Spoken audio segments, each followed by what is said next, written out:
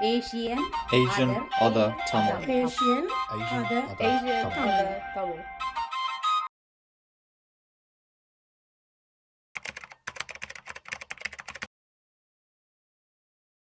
Vanakkam, welcome to the Asian Other Tamil podcast, a podcast that brings our experiences of being Tamil to the table. So that we can create a community that feels accepted, connected and empowered. We're your hosts, Thanusha And Nishani. and welcome to today's episode. We've called this one Kalai. Just Kalai. nice and simple, Encompasses concise. everything. Yes, all encompassing, also concise. Which translates to the arts, would you say? yeah, Yeah. Kalai is arts. Yeah. We sort of picked up on themes of Kalai in our culture between season 1 and season 2, just speaking about sort of like how we were raised, how culture was instilled in us through the arts, how it's made its way into cinema, references in the Sangam age. It's clearly a way we have expressed ourselves as a peoples for thousands of years. The take that we have taken for this episode, I think is quite unique. We cover a range of arts that you probably didn't even consider as arts. You may be like, oh, I wouldn't have necessarily thought that was like an art form in its own. You've probably seen it in Paadalgal and stuff and you thought, oh, that's a thing. I didn't realize there was a terminology for it. I didn't realize there were customs related to it. Okay. Like all of that there's actually a method by which it does happen. I think all of that we've kind of like just accumulated for this episode to kind of just be like, did you know? Did you know? Did you know? Because I don't know. So It's going to be a bit of that today. yeah. And so without further ado, let's kind of sort of start at the place. I was about to go into Sound of Music song. Let's start at the very beginning. A very good place to start. I think you can do that. So I'm going to start off with Carnatic music because it's a familiar place for us, because we know a lot about it. Some of us have learned it through dance, vina, vocal, all these instruments we've learned. I thought that's a nice place to start, but actually you'll find that we'll deviate quite a bit from this, as within about 2 minutes of me finishing Carnatic music is going to go in a different direction. So Karnataka it forms a lot of them, sort of a very big part of musical tradition in South India, is what the research suggested. And the counterpart to this is like Hindustani music. Yes. Or the North Indian. Yes, because that would be work. considered Carnatic as well. Yes. No. Yeah. And it also forms a lot of instruments that we've seen in our day and age. And that ranges from like Nattavangam, Miridangam, Gadam, Kanjira, flute, Veena, Tambura, everything. So it kind of encompasses a lot of the Pakawati and the accompaniment music for a lot of the Carnatic performances were the instruments that we've mentioned and all the other ones that we've forgotten. And it was a sort of worship to the Devermer, like it did begin as sort of spirituality. Yeah. An expression of spirituality is what I would call it. While Carnatic music and Hindustani music came from the same source, they then, like, there's like a definitive split during the rise of like the Mughal Empire. Okay.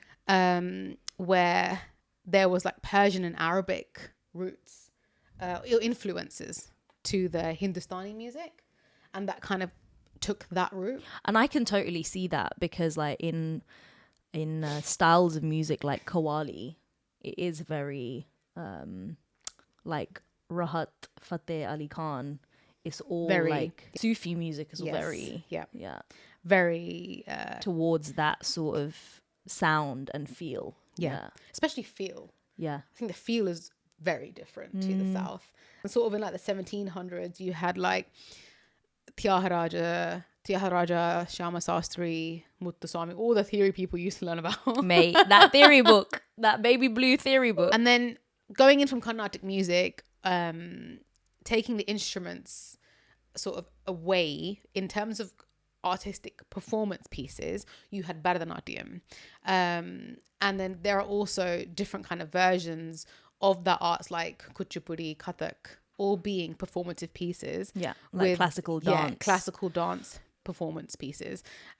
And that was like one of the oldest pieces of like dance in sort of South India. And a lot of it was done for worship Also, you'd wear like salanga. A big part of Bharatanatyam is salanga. Yeah. Yeah. And that's really, and then you also have like the way they dress for Bharatanatyam was, so I read this and it said, in the research, it said they were supposedly dressed like brides. Yeah.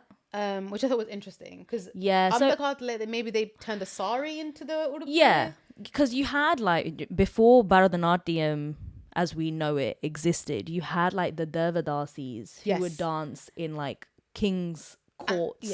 And it was still, Devadasis would still be worship, but it was how people drew negative associations to a woman who was expressing her devotion to God through dance, and for them to sort of derive from it a sort of fetishization. Like that. And that was quite common with women who would dance. Yeah. No, but that's even in this day and age. Yeah. There are people who will say you can't dance, otherwise or women shouldn't. Or like you shouldn't be continuing to dance after being married. But yeah, it makes sense that they would be dressed as brides. Then it went to talk about you wear like heavy makeup so it can be perceived by the audience. And that's all quite intentional. Yeah. Adamadi like maradani on your hands and henna, very intentional. Yeah.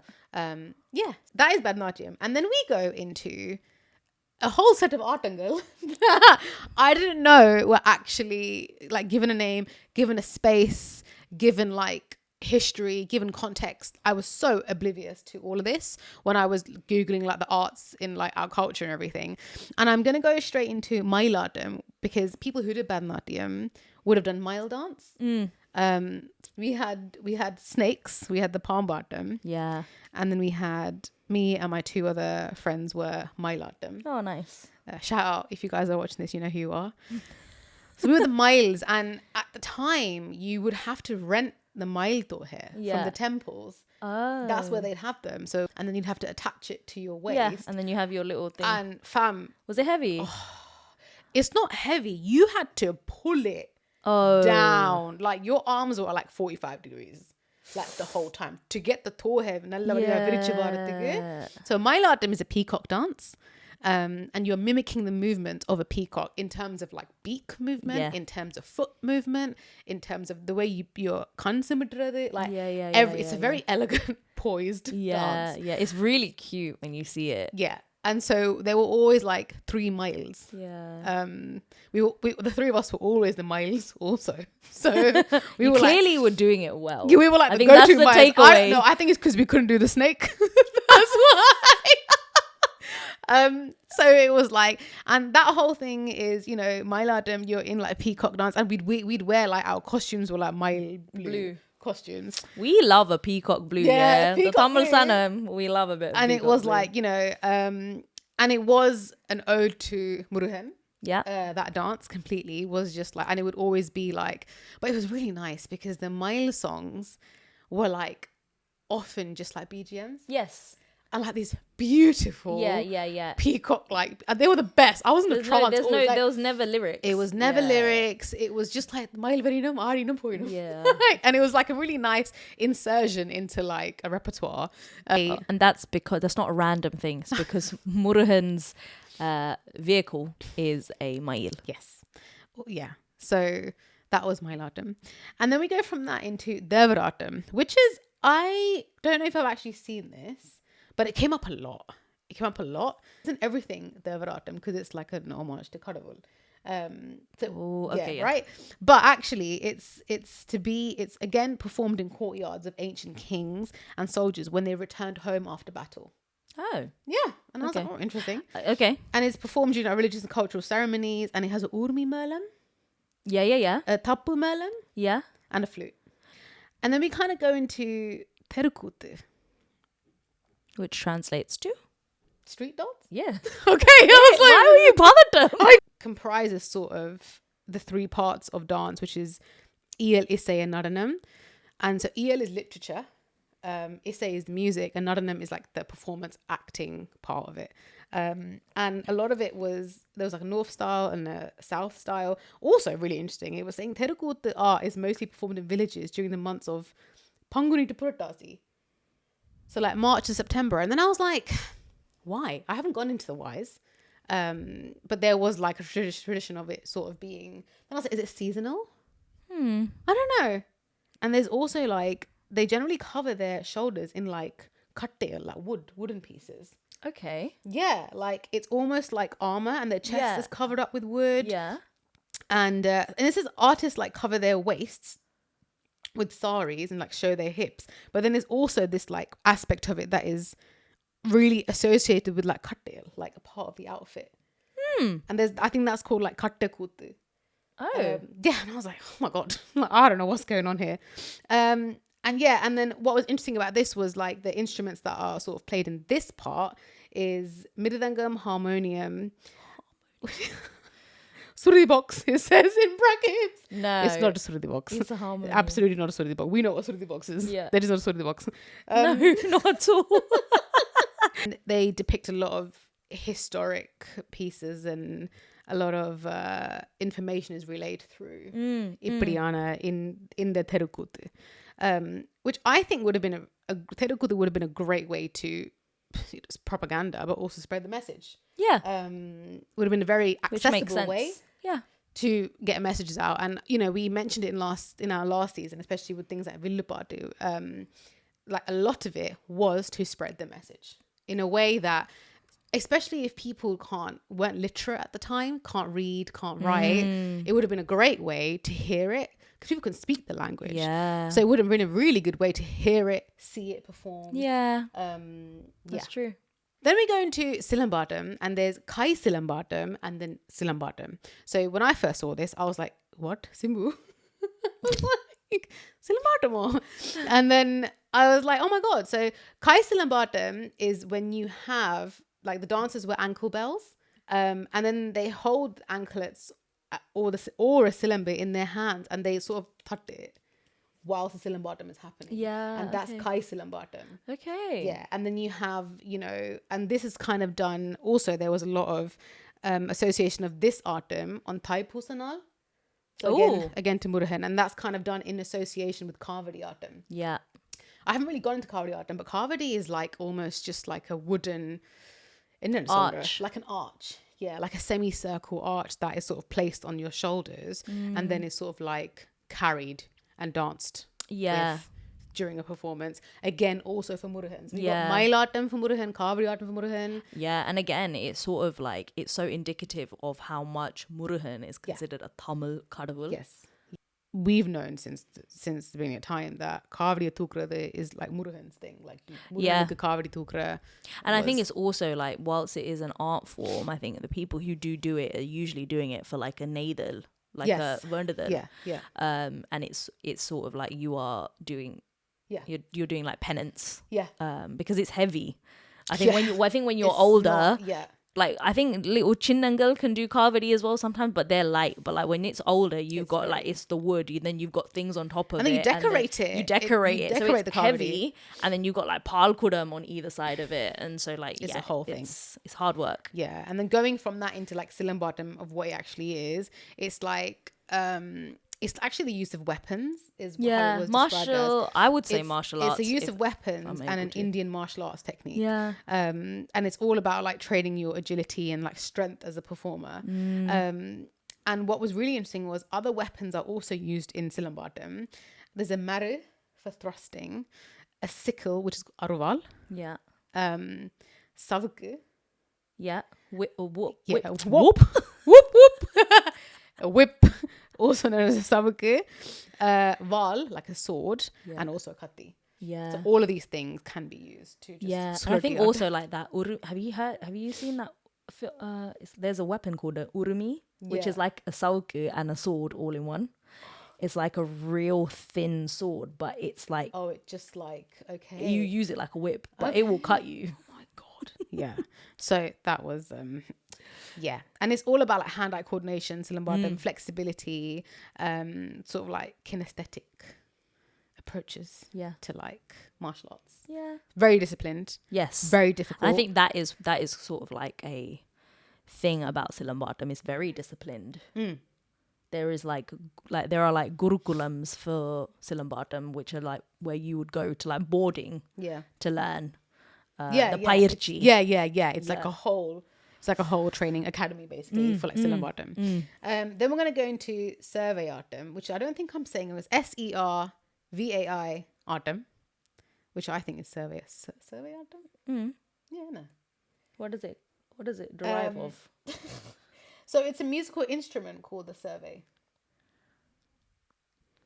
Interesting. Yeah, I will insert a picture here, guys, as of course I would do that. Everything I've mentioned, urmi melam, tappu melam, ellam idla varum. So like, don't worry.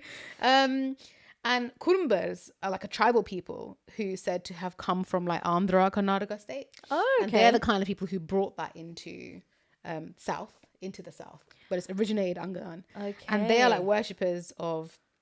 So there was like a lot of controversy, I thought, in this article that I read. It was like Sivan worship, but also like Vishnu worship. So then I was like, was it Vishnu that's become Sivan? You know, like there's like Veerabhadra was like mentioned. Yes. And then later on it was Sivan. I was like, I'm going to mention both because I think it's. But I would say Veerabhadra is Sivan. Yeah. He is Sivan in his like Rudra. So then there phase. was also mentions of Vishnu, and then I was like, maybe it began there and then became. Maybe it would make sense because there's this whole like Hariya Sivana conversation that happens in between Saivites and Vaishnavites. Exactly, which is why I was like, I'm gonna leave it in there. Yeah, just to cover it, make everybody happy. Yeah. And it was like you break a coconut on the head of the Kurumba community man. That's how the dance begins. Whoa! I thought, really? That's wow. By the priest of the community. And then throughout the dance, you just sort of sing songs to Sivan. And it was, and like I'm worried about this man now. And it was really interesting because there's mention of like the Pandavar tribal Kootam. Yeah. And sort of, then there was a list of different songs, and I was wondering if you'd heard of them. And it was like that this sort of sing or has sort of become performance pieces that fall under this Aattam. Manmadhan story? Yeah. That kind of falls into. But I would say Manmadhan is from like Bharatanatyam. I have no idea. Yeah. I have no idea. So Manmadhan is the story of, Manmadhan is like the god of love. Like our version of Cupid. Yeah. And Cupid has been instructed by Parvati to wake Sivan up, or like Sivan and Parvati have had a conversation, and Sivan is about to go into like meditative state, and I think Parvati has sort of taken it quite lightly and it's just like, I'll pull you out of that, no problem. Okay. And you've got, and Manmadhan, like Cupid, has Amba, like has bow and arrow, and he will like shoot you with the arrow of love. So what has happened is Sivan is in Dhyanam, and Manmadhan has approached him and shot him with an arrow, and it's broken his Dhyanam, and Shivan's third eye has opened, and Manmadhan has like incinerated instantly. Wow. That started off really nicely, and I thought it was going to end up in like happily ever after. It's very bad. No, man got burnt. Damn. Yeah. Okay, if this man is meditating, why are you disturbing? Yeah, him? that is the So one. That's the crux of the issues right there. Temmanga songs. I've only heard the word Temmanga in like Paadalgal, like in like 80s songs, like whatever. But that is also a type of song that is sung during this. And I was like, I thought that was really nice. Kummi songs also can take the form of the Survey Aattam. Okay. And I thought interesting. I think the whole point of the pieces that I've mentioned is that they use the instrument that I mentioned. So I think that was quite interesting. So that was I had never heard of that ever until like this research came out. The next one you would have seen, I believe, in the Balle Laka music video. Yeah, boy. Puli Aattam is what I know from memories from the Balle Laka music video. When you have people who have painted on their stomachs, Puli Namuham. Yeah. And it's supposed to both depict the graciousness of a tiger and the ferocity of a tiger. No, you're deep. I'm the choreography la they didn't other sadi kele, but that is what it's supposed to be. And like there's a lot of effort that goes into painting. Yeah. The painting, you don't even deep the painting. Like Yeah. some artists, a bunch of artists have had to paint. Paint Like on the video, there must be like 50 Puli Aattam. Yeah. Like someone has sat there, or like several people, and painted Yeah. the face of a tiger Yeah. on people's stomachs. Yeah. I was like, damn, what a job. So it says tiger, but also sometimes they paint with darker shades to so it can showcase it's a panther basically. Oh. Yeah. So from Puli to panther. What is a panther in Tamil? Sirte. Isn't that cheetah? I think Sirte is a cheetah. Yeah. So it's and then it's like fangs and tongue, like a ferocious tongue, and paws, and that a tail is also part of the costume. Yeah. So that was a lot of Puli Aattam that I thought was interesting. Yeah. Which is, like, and I think that, like I said earlier on, I wouldn't have thought of these things as an Aattam, as like an art form. Yeah. I wouldn't have.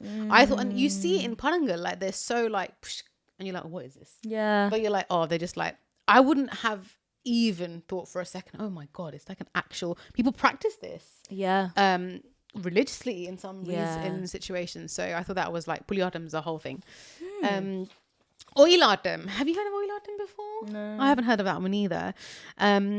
Sort of performed with like colourful handkerchiefs in hands and bells tied around ankles. And the main instrument there is a tawal. Oh. First mention of tawal I've seen in the research, which I thought was cool. And it's all about leg movements, that dance.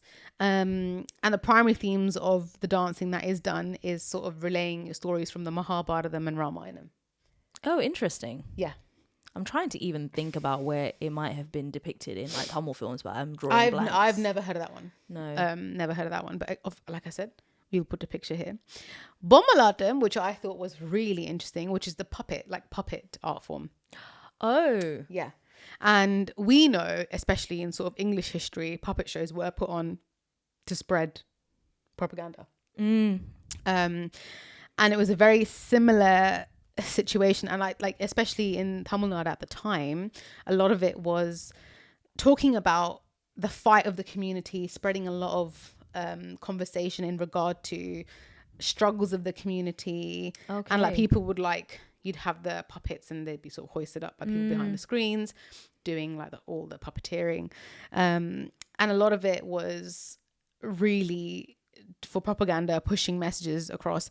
And sometimes performances would last for like over a week because they were like immense storytelling. Oh wow. Yeah, so it was quite a lengthy performance. Yeah. And I was like, I didn't know they went on for that long.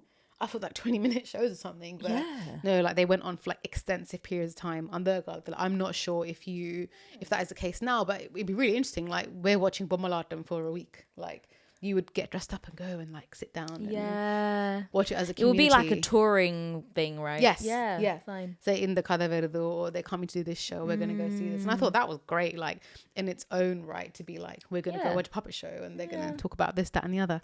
So that was nice. And then we move on to Karakaattam, which again, I've only seen in Tamil music videos.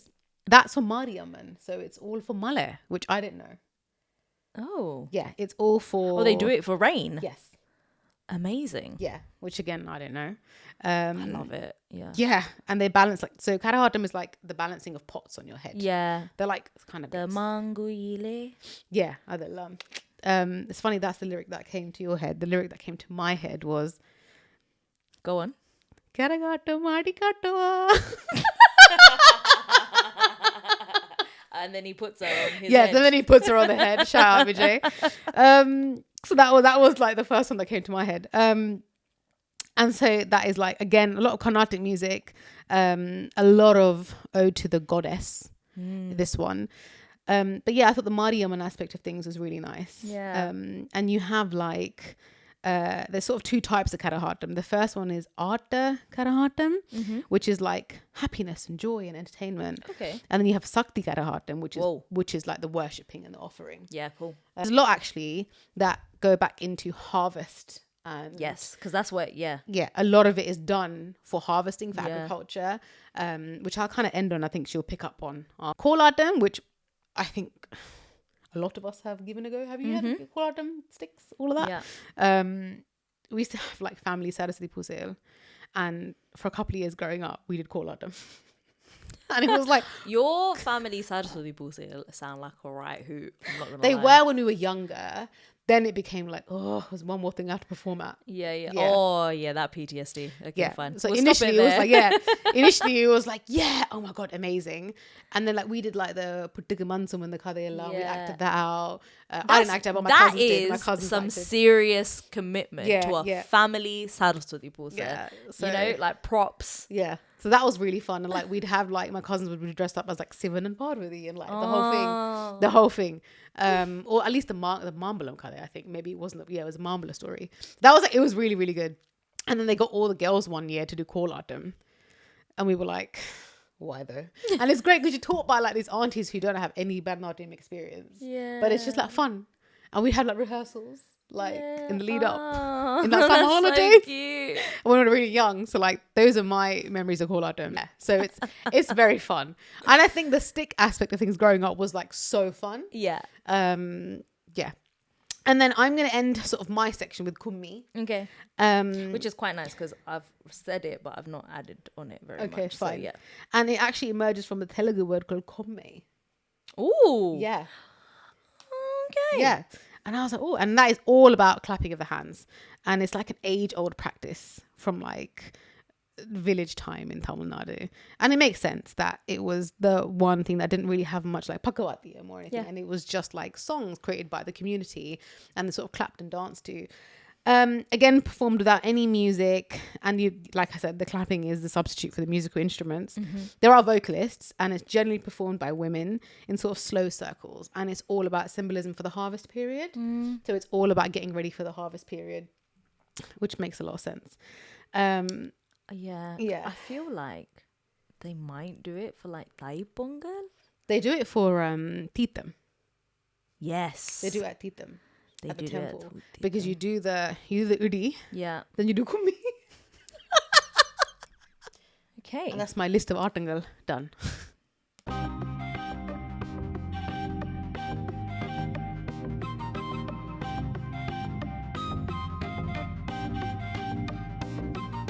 I've sort of done a little bit of research because I thought it was like, how do we find out if there is any distinction between sort of art forms practiced in Tamil Nadu versus in Eelam?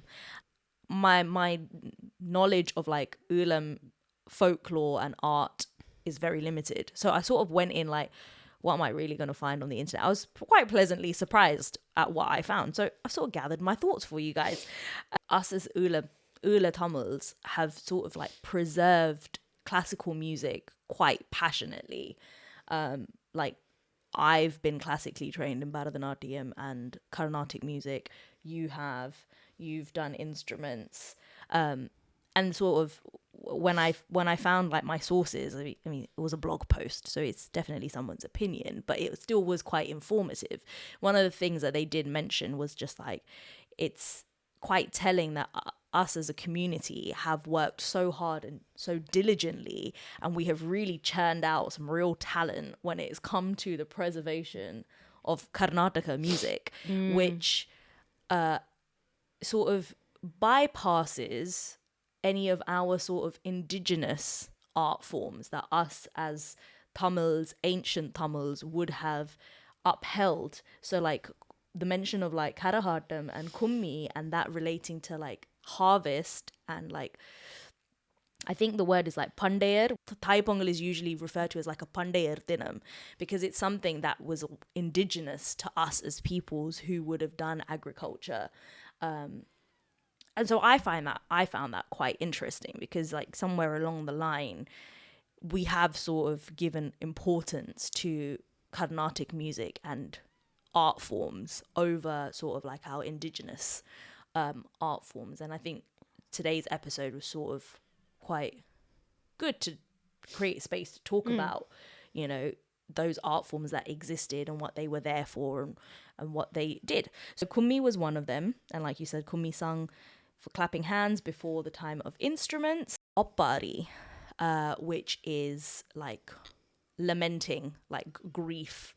What have I written here? So it's like ritual lament songs sung It's like, yeah. by women and widows. So Oppaari is, and I think it's something that you don't think it's an art form. You do not, the connotations or associations with Oppaari, which is sort of what is the grieving and the lamenting that is done when someone passes away, it's not something that people would often consider as an art form, because it's, you're not like taught it and you have like exams and things like, there's not like a syllabus that you learn. No. But it is a way we as a peoples expressed ourselves. And I think that is what is fundamental here, is like the Kalai, in whatever form it is a way that we as a community expressed ourselves throughout sort of like it often the ages. forms like a very similar ragam. When you hear the Oppaari part, the lamentation sort of follows a very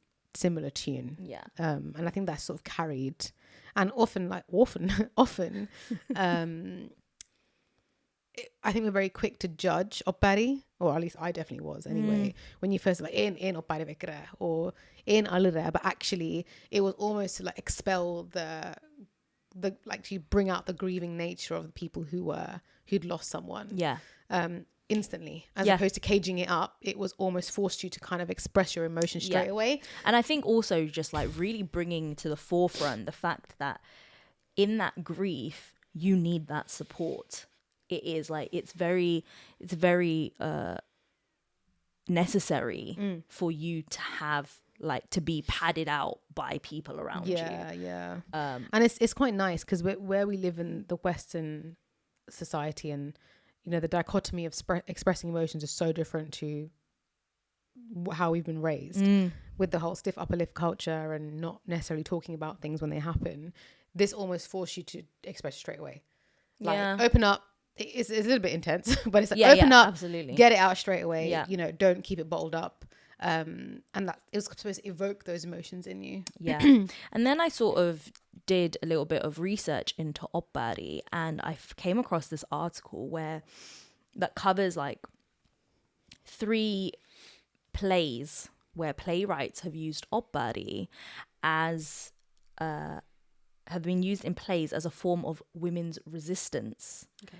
So I've taken a direct quote from like the closing passage of that article. So what that article basically does is it tells you sort of the synopsis of these plays and what the playwright was seeking to tell through the use of Oppaari.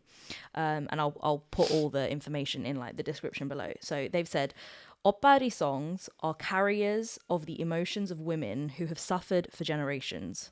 These emotions and feelings, in turn, as mediums of resistance against the patriarchal society. Oppaari provided women with a platform when all others failed. And I was just like, whoa, right? It's sort of bringing into and like giving strength to the fact that something that is specifically only for women to do, which is what Oppaari is. Oppaari is for women and widows only, is being used as a way for them to show their voice and their emotions and expressing themselves when no one else has given them the opportunity to do that. And I found that was quite powerful. And like a couple of the playwrights, I think, were from Eelam. So I was like, that's really interesting. And then another set of like songs that I came across was called Amba Paadalgal, which are related to people who were fishermen and like the songs that they sing when they go to Kadaloram. And similarly, you have like Vayal Paadalgal, which are sung by people doing agriculture and farming, like all that. So when I went to Yalpana many years ago, we caught a sunset fisherman clan sort of bringing the fish in. And they're singing. Yeah, and they're singing. And we were just like sat there eating like, I don't know. I want to say kachan. It definitely wasn't gama, nut allergy. But I was definitely sat there, like me and my cousin just sort of sat there. And they were like, Vele, VC. And I remember before even having seen that, we did a dance piece for the tsunami. Yeah. Years ago, Adukku Mudal. And there was like, so I think we were the Alayal. Yeah. And the other half of our dance lot were the fishermen. Yeah. And their song was like elelo, elo, elelo. Like it was all like they're just like going about the day, and then the tsunami came in. And I remember listening to that thinking, not actually thinking it would this is what it sounded like in real life. I just thought it was like a nice piece of music that was picked up. Yeah. And then when we were in Yalpan, we were like by the beach. I think it was like in Tiruhonamala, Nilaveli, I think it was. And we were just like sat there, and people were just like bringing the fish in. And I was like, oh my God, like it's a whole, and they were just having the best time. Yeah. And they were just like a string of men with like a valet, just like bringing it all in. I was like, oh my God. Oh my God. Yeah, it was great. It was great. At the time, I didn't Amazing. realize how amazing that was. Yeah. But yeah. And I think Vayal Paadalgal are quite similar in nature, just for people doing vivasayam, like doing agriculture and like having to cut the ground and lay and sow the seeds and all of that stuff. I think it's probably also a way that they just helped pass time. Absolutely. Oh my God. Yeah. Like, who had Spotify back then? Adhan. Exactly. What else are you going to do? Like, yeah. And then the last one I just put on there because I just found the name funny. It's called Verdike Paadalgal, which I was hilarious. Oh my God. Is it like comedy skits? No, but it's like fun songs. Okay. And so like when I went on the internet to find like examples of Verdike Paadalgal, which also like I'll touch on it a bit later. YouTube is a great source. Yeah. Verdike Paadalgal, they've got like, they're like kids songs. Okay. I don't know if it's like, I wouldn't say it's like thalate, like lullabies, but it's almost like nursery rhyme kind of vibes. So those were like, just to name a few of like the songs that like as Ula Tamil we sort of like partake in or have practiced. And like, of course, there are obviously crossovers with Tamil Nadu, which makes perfect sense. And then I move on to instruments. Udukku, which is sort of like a 2-drum. We'll put photo here. It seems bare fun, by the way. Udukku. No, it's a great. Yes. Like Yes. it's like basic. Yes. Yeah, it's a great Yeah. noise. Yeah. But the one that had like more information related to it was the Melam. And it was, Parai was the common term for percussion, even used in the Sangam age. So like literature from that long ago would reference just any percussion as Parai. And then we were talking and we basically picked up the same bit of information, which was Parai means talk. So Paadalgal is like the act of telling. Did you come across that page where it was like Paadalgal, Paraindavan, Paraindanan? No? And I don't know why I kept reading, because I know, and it was just like Paadalgal was like speaking, Paraindavan was like he spoke. Yeah. And then it was just like Parai Pohiram, we're going to speak, and I just carried on reading. Why? I don't know. As you were saying. Paadalgal. Yes. So like I similar to you, so like the first time I heard the term Parai in like colloquial speaking, I thought it was us using a Malayali term, because like I would often hear Appa on the phone and he'd be like Nanondum Parayela. I'm like, why is he using? It's like, it makes sense because like the language is very similar, right? But as I was reading this, it was like Paadalgal is actually Tamil. And not Malayalam. Like they obviously have Parai. I'm not going to try to say it because I'm going to get it wrong. But they have their version of it as well, and it's similar. But Paadalgal is Tamil for telling, and that's what it's always been. Melam was used extensively in Sangam day-to-day life, whether it was like dancing and singing, worship, war, funeral rites. Or fell away after like the 8th and 9th century, following sort of like Aryan invasion into South India and sort of the introduction of Sanskrit and like Carnatic music from the north. Even similar to like the Yaazh, which is like a harp. So Tolkapir first mentioned the Yaazh in Tolkapir, and it was used for devotional songs, and Paramelam would accompany Yaazh for devotional songs. But then with sort of like the, what did you call it? Sanskritization. Yeah. With that, the Yaazh sort of became extinct and it was sort of replaced by Vuna. I found quite interesting was that it is clear to see that in day-to-day life from being ancient Tamils, Paramelam was like a prominent piece of musical instrument. It's like everywhere.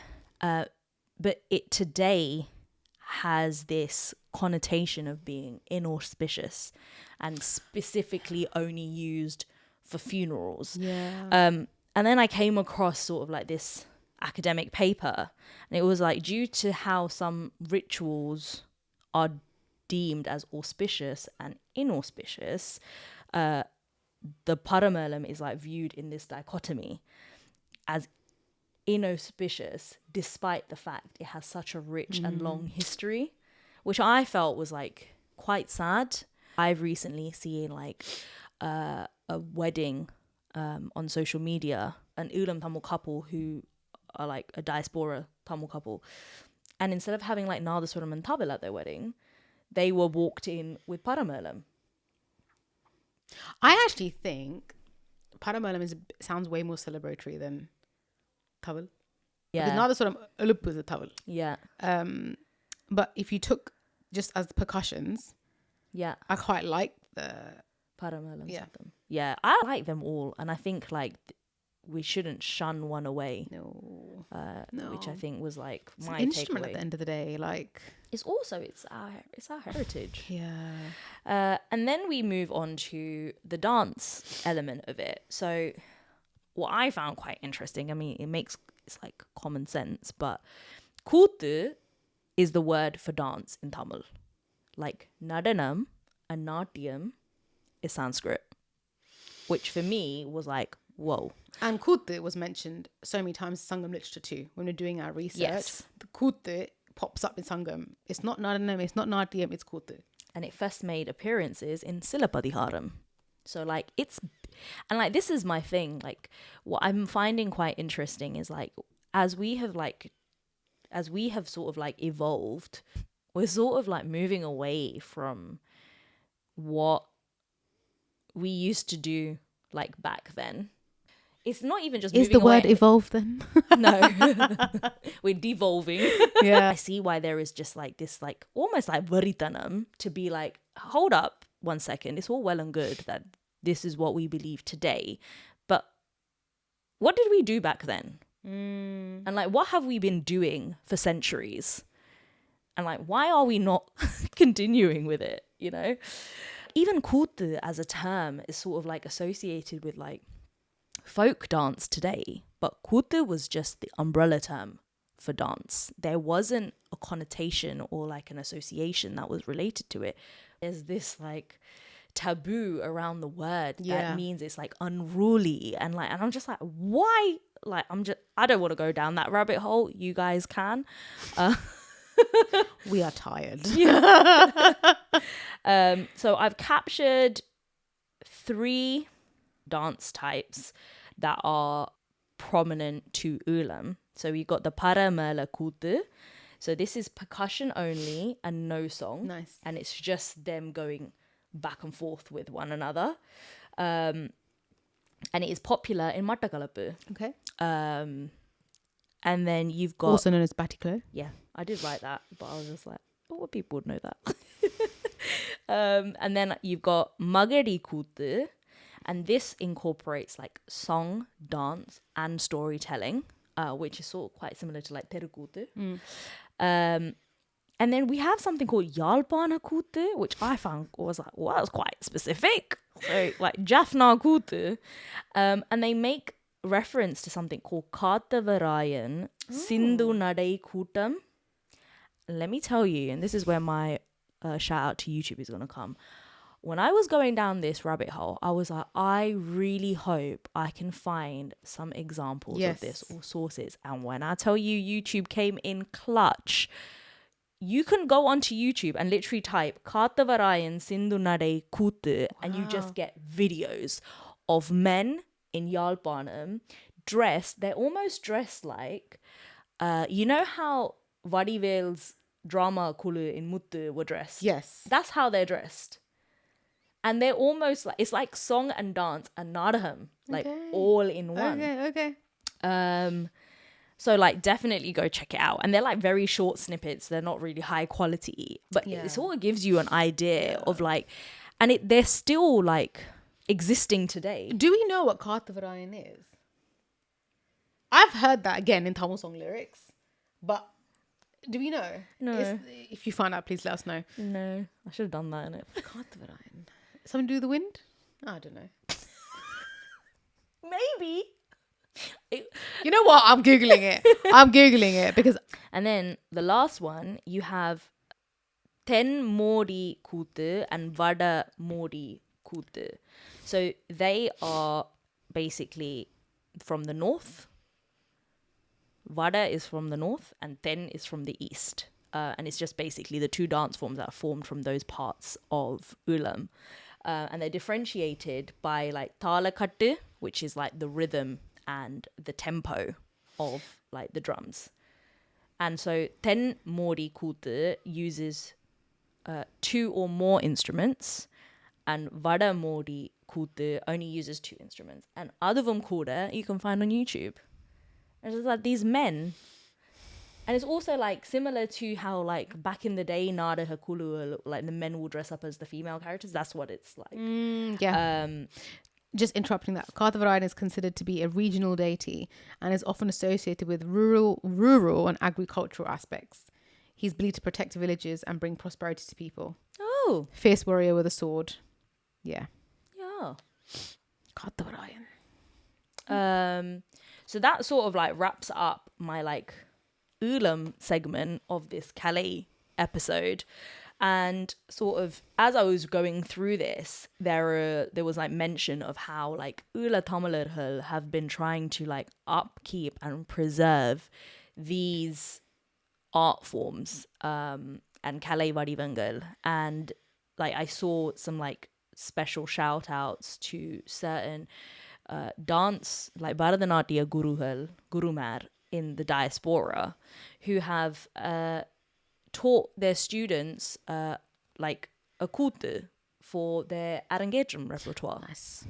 And I was just like, that's really nice. You know, we come from like Vivasayam and like harvest and agriculture. We're like, we worshipped like the sun and like what it provided for us, for our crops and our our way of life was like that. And you know, absolutely, we've sort of like touched on it in like some of our previous episodes where, you know, Kula Devangal and Kakra Kadavulhal, and like we are tribal in nature, we are indigenous, like it's not, and we sort of like kept some of it and moved away quite significantly from some of it. And as I think it started off in Sangam and it's kind of just been a common thing of like it was ostracized, not by us, by like generations before us, and then forgotten or completely not considered by our generation. Like and it's then just not even a thought for us because it wasn't become even like a dying art. Exactly. Like it, you know, like if we hadn't done this research, would we ever have even known? Would we even have known? A lot of the ostracization is also quite sadly related to like the class system and casteism, and I think we've skirted around it. But like that meandered is through that conversation, but it does. That's what it boils down to, and it's devastating. What does inspire me with confidence is that us as a generation are sort of like, it's not something that can be upheld. And very just pragmatically, I think. Yeah. It's not, I think it's come back in a really nice full circle where what you would like us to sustain is not going to happen. And that brings us to the end of our episode, guys. Thank you so much for being here. And we really hope, you're able to use this podcast as a medium of sort of like absorbing that knowledge that we're passing on. And also to go and explore it further. Yeah, and letting it like drive that intrigue into our rich culture, heritage and history, because it's vast. We've been your hosts, Thanusha and Nishani, and we'll see you next time. Bye.